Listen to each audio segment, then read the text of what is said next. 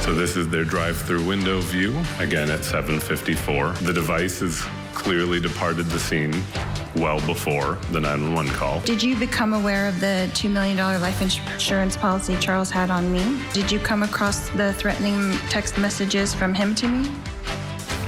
Lori Daybell facing damning cell phone evidence showing her location when her husband was shot and when 911 was called. Prosecutors say that she took Charles Valu's cell phone in order to spark that conflict. So will the phones convict the cult mom? And with the state's case resting sometime soon, we're counting down to Counselor Daybell's defense. What's it going to look like? She can take the stand, but somebody else has to ask her the questions. Also this hour, notorious sex trafficker Ghislane Maxwell is appealing her conviction. A former U.S. attorney joins us live to talk about her chances at winning. Plus, the family of Kaylee Gonsalves is speaking out ahead of Bryan Kohberger's next hearing. So we're getting you all caught up on the case and sharing their heartbreaking message. It's all coming up next for you right here on Opening Statements.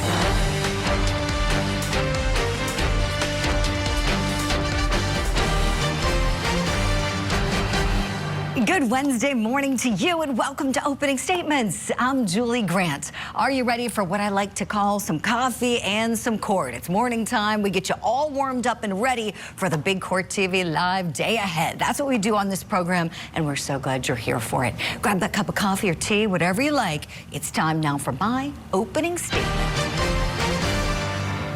Where is baby Vanessa? Baby Vanessa Morales would be 6 years old today. That is, if she's still alive. Her father, Jose Morales, is on trial accused of murdering baby Vanessa's mother, Christine Holloway. Christine was found beaten to death in the home that they all shared back in December of 2019. Baby Vanessa vanished at the same time that somebody murdered her mother, Christine. Investigators say that they've solved Christine's murder. They say it was Jose Morales who killed her. But investigators say that they're no further along with baby Vanessa's case than they were 6 years ago.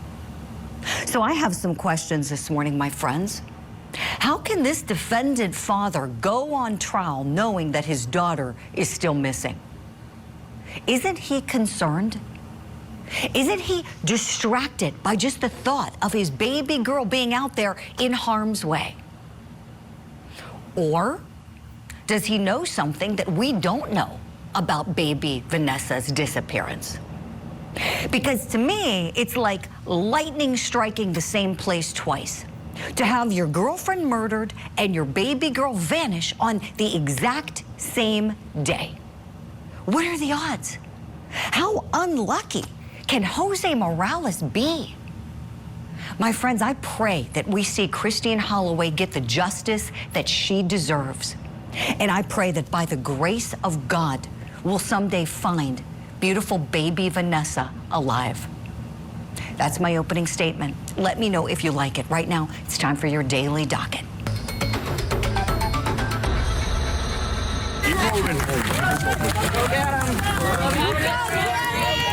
During the trial, the jury would be able to hear outside noise and influences. It is a deliberate, ongoing, strategic investment to reach the potential jury pool.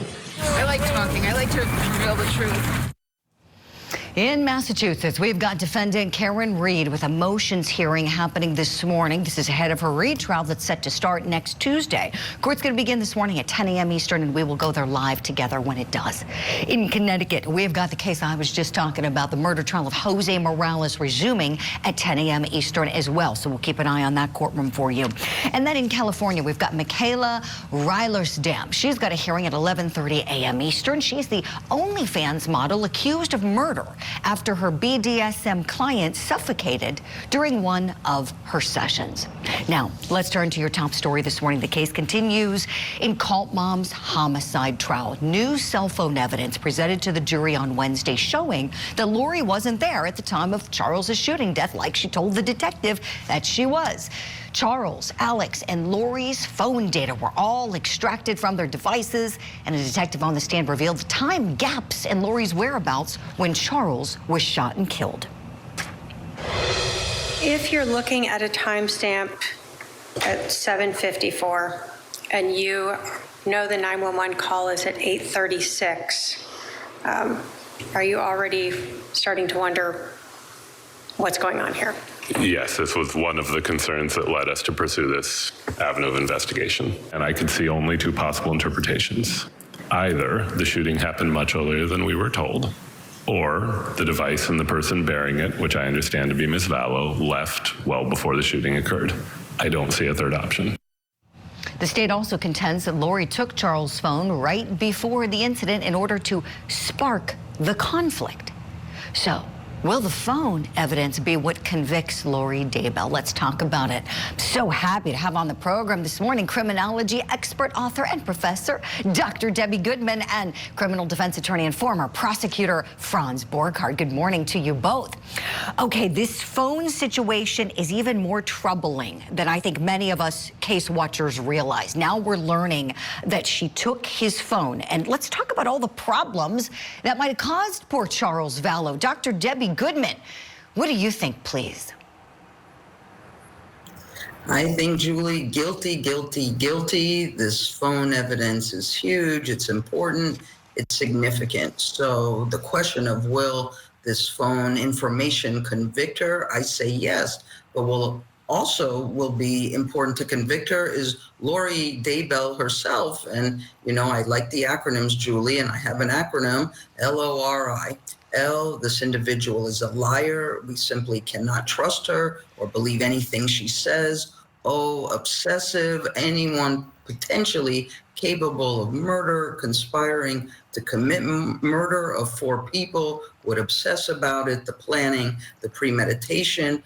The R, Julie, simply repulsive, to kill 2 children, one's own children, Tylee, JJ, we call this filicide, and now the emphasis on Charles Vallow and what happened to husband number 4, we call that mariticide. That's when the wife kills the husband. And then lastly, the I in Lori, I for impulsive. This woman simply does whatever she wants, apparently with zero regard for law, rules, policy, procedure. I think the phone evidence and Lori Daybell herself equals guilty. Dr. Debbie, I wish I could just stand up, you know, from the anchor chair and just give you a round of applause. That was awesome. Liar, obsessive, repulsive, and impulsive. You've described Lori Vallow Daybell to a T. I know our Cordies are loving that. Hit us up on social media right now if you're watching. I want to play a clip for you both. Lori goes on cross with this detective, and it seems that it's kind of becoming personal. Franz, I want to come to you on the other side because she's really interested in who Charles might have been dating. And she's going through that phone calendar. Let's take a look. So you mentioned in your report that on July 10th, there was a scheduled phone date with Nancy Jo Hancock. Is that correct? I think I did indicate that in my report, yes. Okay. And then on the next day, there was another date scheduled with a Jennifer Gilbert at 12 o'clock? That sounds correct. And then the next day, there was another date scheduled with a Juliet at 10 a.m.? And obviously trying to smear the victim. All right, the objection sustained. It's not an actual objection, as we all know, according to the rules of evidence, but got the job done, got her to stop. Franz, what do you think about the fact that she wanted to know who he was dating, even though she didn't want to be with him? She moved on to Mr. Doomsday. What were the impressions you had after you saw that cross? I think she established a additional motive for her to have killed, which is jealousy. And the fact that she was so interested is not good. I mean, look, it's good drama until it's just stupid. And I think that's, again, this is the problem when you represent yourself, is you think certain things are important, while meantime you may be helping the prosecution. You may be helping the prosecution establish other reasons why you might have killed somebody. I'm actually disappointed that the state objected. I would have let her just keep going. Right. So yeah, but you know, here's the thing. It is personal for her, which is why she shouldn't be representing herself. And I do think that at some point, we're going to watch her implode. It's just a matter of time. I couldn't agree with you more, Franz. I love that analysis. You're so right. I mean, she essentially gave them an alternate motive here. You know, they've been going with the money motive, but now, thanks to her bad questioning, they can go with jealousy too. So a great point, Franz. Let me show you both another clip. This is on redirect examination, and this pertains to her taking that phone, which has created all sorts of problems for her and getting caught and being prosecuted here. Let's take a look. Did she tell you that she was walking away with Charles's phone prior to Tylee coming out while he is still demanding his phone back? Correct. So there were multiple occasions that she told you about prior to any bat or gun being involved that she could have just handed the phone back over. That's correct. And she did not. That's correct. Okay, so there's so much with his phone, right, Dr. Debbie? So Lori lies about it. So to your point, the L stands for liar, pants on fire. Yes, she did.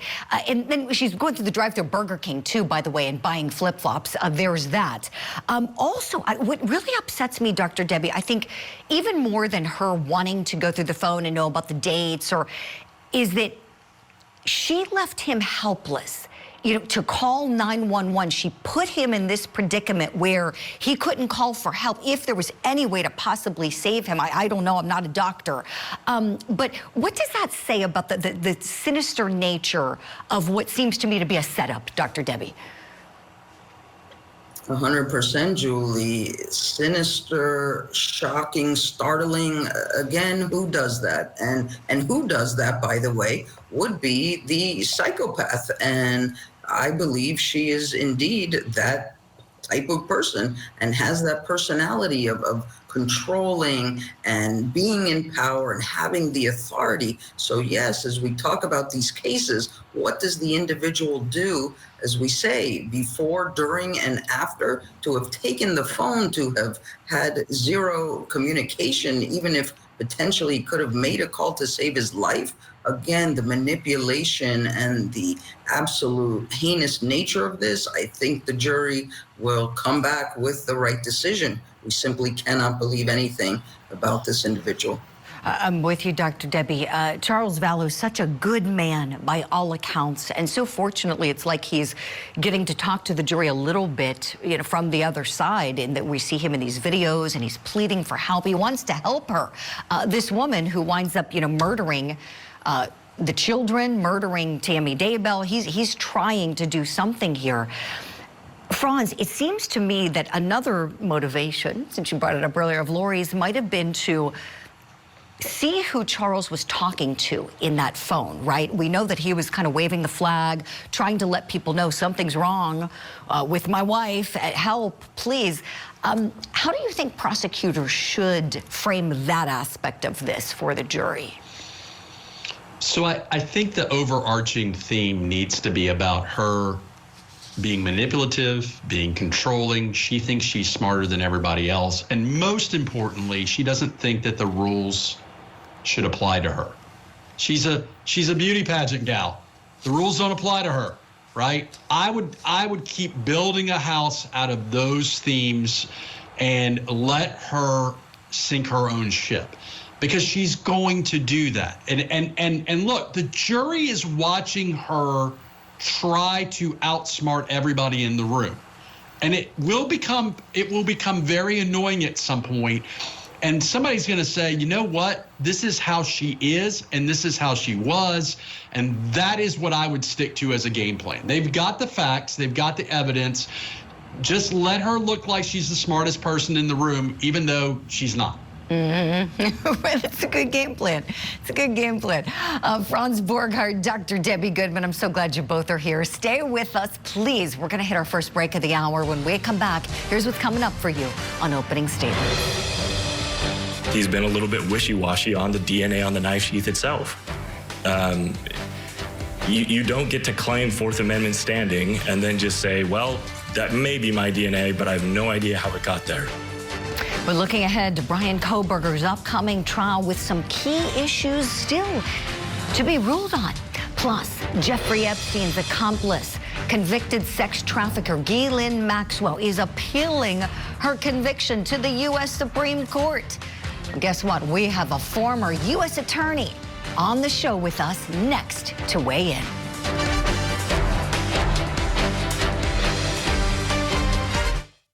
Lori Daybell. Already convicted for the murders of her children. Doomsday cult mom is now lawyer Lori. She's representing herself. On charges of conspiring to murder her fourth husband.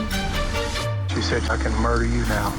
She really thinks she's equipped to try this case. She appears very sure of herself. I have real trial experience. It's going to be a strange trial. We'll see how it plays out. The Cult Mom Conspiracy Trial. Live coverage today, only on Court TV.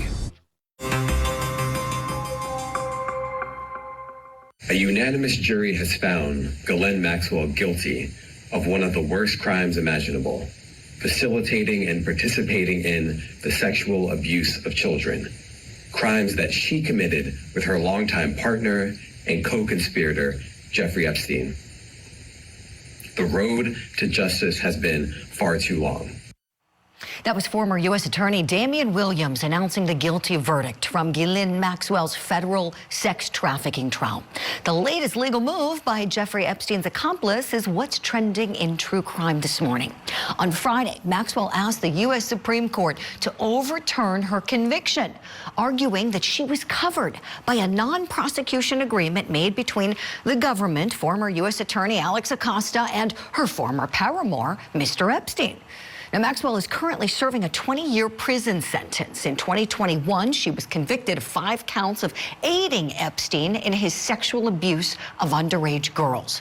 In their petition, her defense attorneys write in part, quote, a defendant should be able to rely on a promise that the United States will not prosecute again without being subject to a gotcha in some other jurisdiction that chooses to interpret that plain language promise in some other way. We're asking this morning, what are the chances Maxwell's conviction gets overturned? I'm so happy to welcome on the show a brand new guest who is a former U.S. attorney, served 2 terms. He's also been a state-level prosecutor and done criminal defense work and civil work in the private sector. William Ehlenfeld is with us this morning, and of course our Franz Borghardt with us too. William, welcome. I'm a great admirer of all the wonderful work you've done for the people of West Virginia for many years, and so happy to have you here and to get to pick your brain about this one. So, just a quick refresher, in Florida is where Alex Acosta made that non-prosecution agreement with Jeffrey Epstein. Then it was in New York that we know a prosecution did commence before Jeffrey Epstein killed himself in jail, and Ghislane Maxwell's was seen through in New York. Her team is saying that she can't be prosecuted in New York because the government can bind the government in any state when we're talking about a federal case. So essentially saying that what was done in Florida would preclude U.S. attorneys in New York from moving forward. What do you think about that? So it's a good point, an interesting point raised by her appellate counsel. And by the way, thanks for having me on the show. It's great to be here. I'm a big fan of yours, Julie. Our pleasure, William. So there's a circuit split is basically what her attorneys are hanging their hat on. And by that, I mean, there are 13 circuits across the country, and each one has an appellate court. So the appellate court in New York, it's the United States Court of Appeals for the Second Circuit. And in the Second Circuit, there's binding precedent that says a United States attorney in one district cannot bind a United States attorney in another district unless the plea agreement contemplates a broader restriction. So in other words, when the U.S. attorney, Mr. Acosta, in the Southern District of Florida entered into this agreement, which was interesting in and of itself because he worked with the state prosecutor in that case, and ultimately in that case, Epstein pled to state charges. The United States agreed not to pursue federal charges against him or 4 other co-conspirators. Maxwell wasn't specifically named in that plea agreement, but she fits into that box because it wasn't an exclusive group. And ultimately, Acosta said that he wouldn't prosecute any of those folks in his district. He didn't talk about the Southern District of New York or any other district within that agreement. And so they prosecuted her in New York, and the Second Circuit Court of Appeals, where New York sits, has binding precedent that says one U.S. attorney cannot bind another. Now, her attorneys are saying that in other circuits, the law is different. The Fourth Circuit, for example, where West Virginia sits, has a different way of dealing with that. And so they're asking the United States Supreme Court to clarify. And sometimes the U.S. Supreme Court takes cases because they need to clarify the law so that we have consistency across the country. I think that's their best argument. But what has happened in New York is what we should expect, because the precedent there is that Damian Williams, who you saw here earlier on your show, an old friend of mine,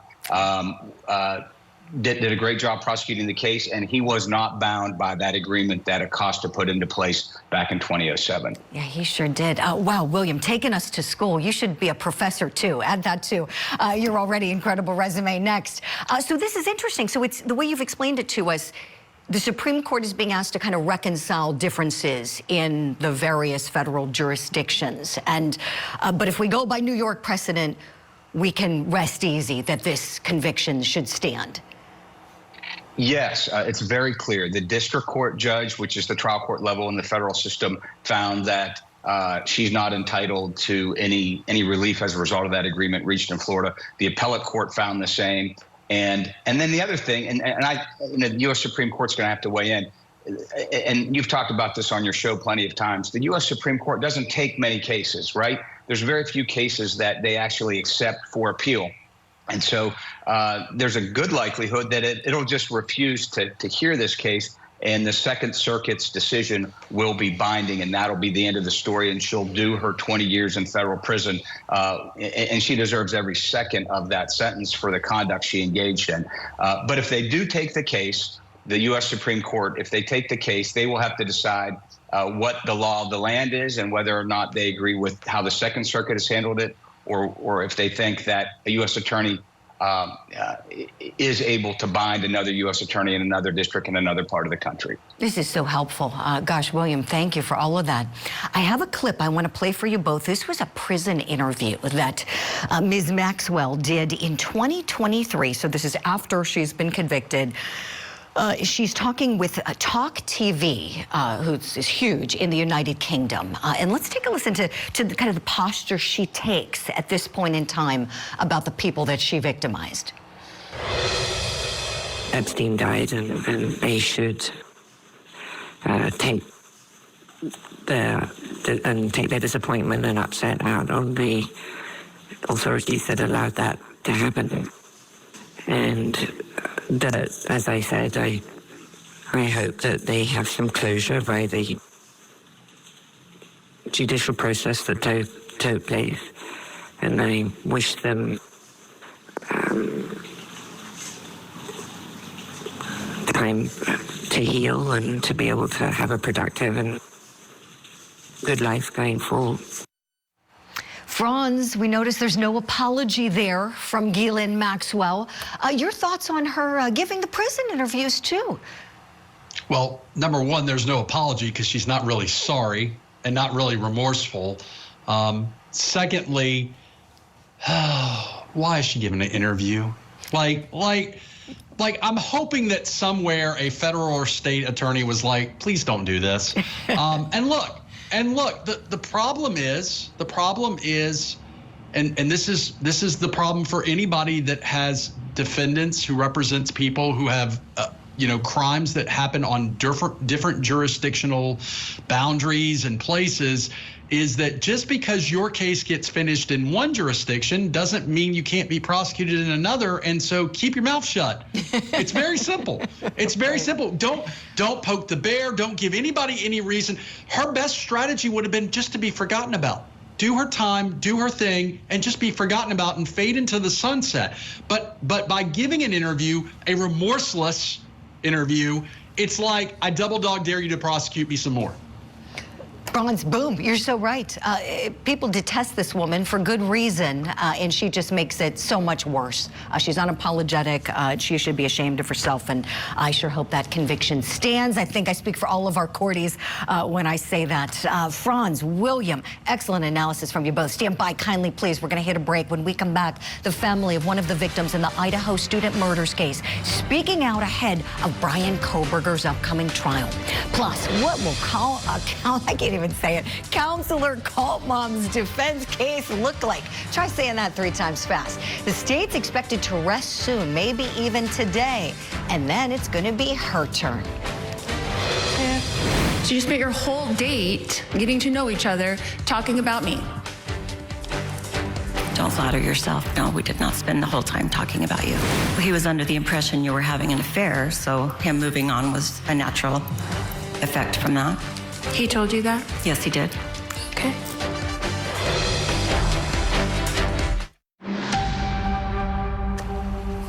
Welcome back. This morning, the spotlight is on the Idaho student murders defendant Bryan Kohberger and the case against him as we're waiting for the judge to decide on some really key issues ahead of his trial. So he's due back in court May 15th. The judge said that he'll announce his remaining decisions in writing.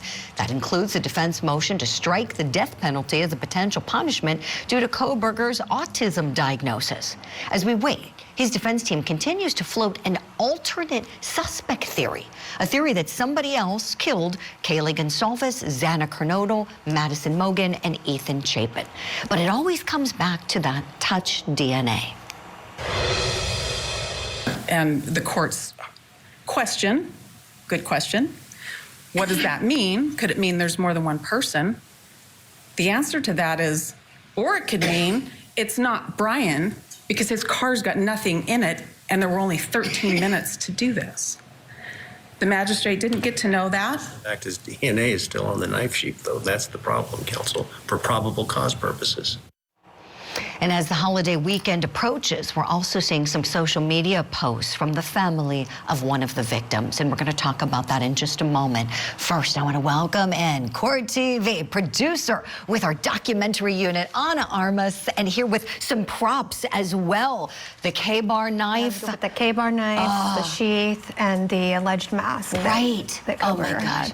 Ana is our resident expert on this case. You've seen her on before. You've traveled to Moscow, followed the case start to finish. And so we thought, let's bring you on to kind of see where things stand. So thank you for doing this. Yeah, thank you for having me on. Of course. Could we start on it with the latest with the judge's rulings? It seems everybody's talking about the eyebrows, the bushy eyebrows. Yes, we still don't know what he's going to say about Dylan Mortensen, one of the surviving roommates, testifying about that she saw a man in the house, she says, with bushy eyebrows. The defense says she's not reliable, that she shouldn't be able to testify to that. We also need to hear the ruling from the judge about the Kohberger family being in the courtroom. The state wants to call them to testify, but they can't be in the room until that happens. So we'll see what the judge says about that. Right. A few things we know that's going to be in the trial, as you said, is the DNA on the knife sheath that was found next to Maddie Mogen's body on the bed in her room.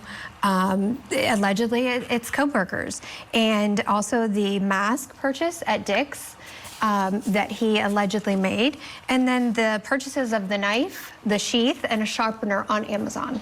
Wow, this is also huge. That knife, it's so big and heavy. As I'm looking at you holding it, I've held it before, and it's just terrifying to think that this was used to kill those beautiful people. It is, it is. I mean, if you think somebody coming in the night, allegedly with something like this, when you're in your home, in your bed, it's horrible. It's terrifying. Right on, and wearing that mask, allegedly, the whole picture, it's horrible.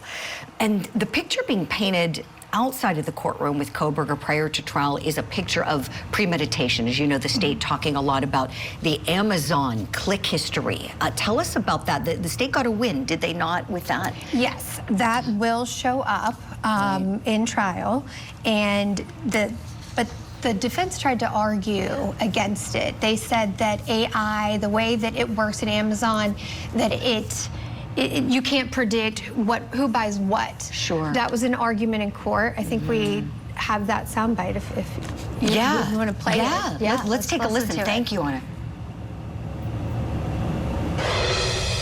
when it is represented as a click, that indicates to the average person that he sat at a desk and clicked and made a purchase when there's a lot more to that. And maybe I'm completely out to lunch, but as I understand it, to buy something on Amazon, you got to put it in your shopping cart and hit purchase. Am I wrong about that?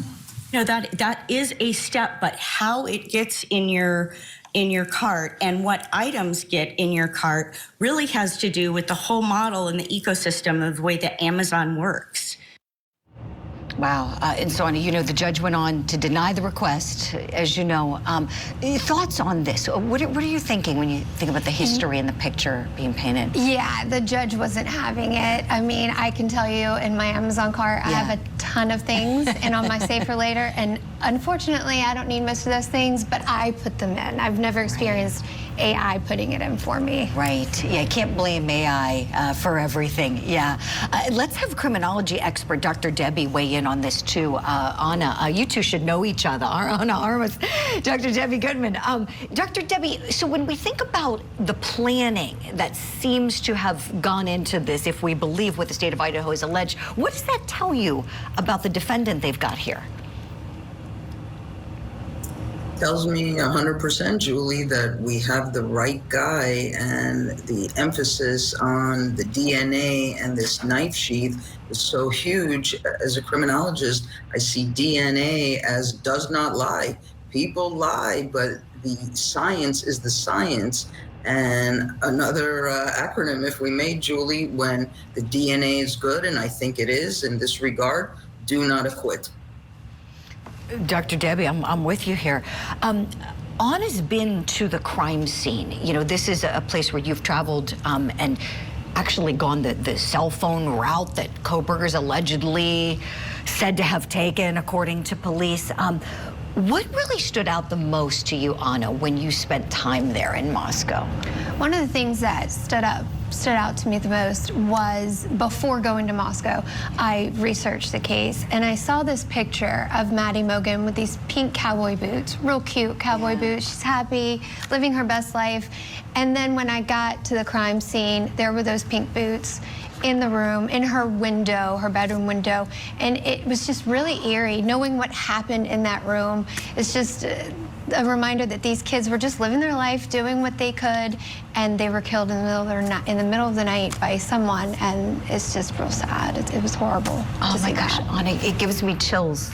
Just the way you just shared that with us. You see how full of life this beautiful girl is, and then you see her boots there, and you know what else happened in that room. Dr. Debbie, what do you think when you hear that? No, I think it's absolutely heartbreaking, gut-wrenching, Julie. You know, we're always talking about the victims, and Kaylee, Maddie, Ethan, Zaina were so full of life and had their entirety of lives ahead of them. And you know, the jar theory here, I think this is why this happened. Jealousy, anger, revenge. Our victims individually and collectively had so much going for them. He did not. I think he was angry at where he was in life, personally and professionally. We don't think he had a platonic friend nor an intimate relation. And the ultimate revenge, Julie, taking one's life. I've said before in our conversations, I think he experimented with mass murder, and if he got away with it, he would have gone on to be a serial killer. Dr. Debbie, I'll never forget the acronym you gave us with that case way early on, JAR, jealousy, anger, rage, revenge. I think about it all the time. Thank you for that.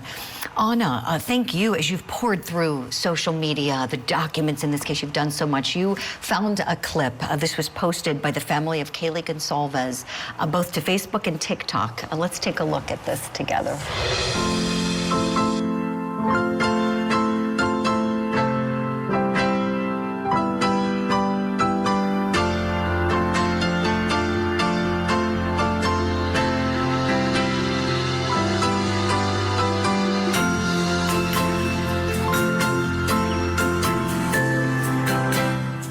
Oh my gosh, they posted this on Facebook, reflecting on past Easters together and how much they miss Kaylee. Anna, what do you think?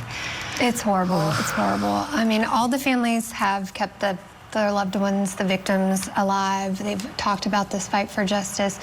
But the Gonzalez family is definitely the most vocal. They're at every single hearing. They communicate with their supporters across the country on their Facebook page. And that post, those posts, both of them, just remind you how real this fight for justice is. Yeah, you're so right.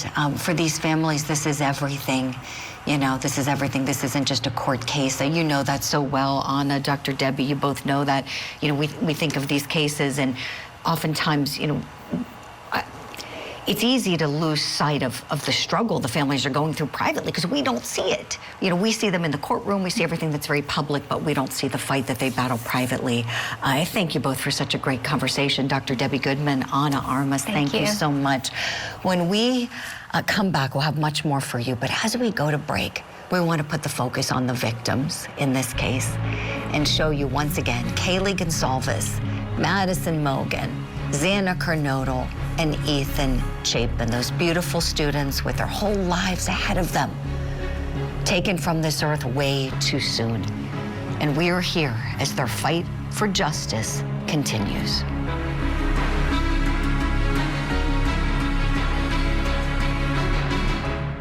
Would you say that you're sane or insane? I honestly don't know.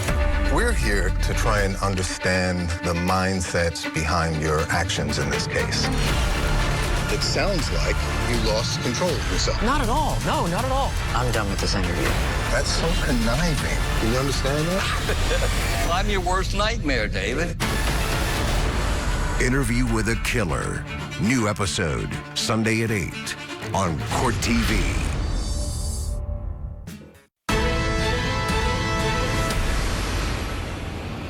Now, for what's tipping the scales of justice, the state's expected to rest in Lori Daybell's trial very soon, maybe even today. So we got to ask, what's her defense going to look like? She's standing trial accused in the death of her fourth husband, Charles Vallow. And you might have caught Lori trying to poke some holes in the detective's comments about her demeanor afterward. Do you have a degree in psychology? I do not. Do you know what a person should act like if they're in a stressful situation?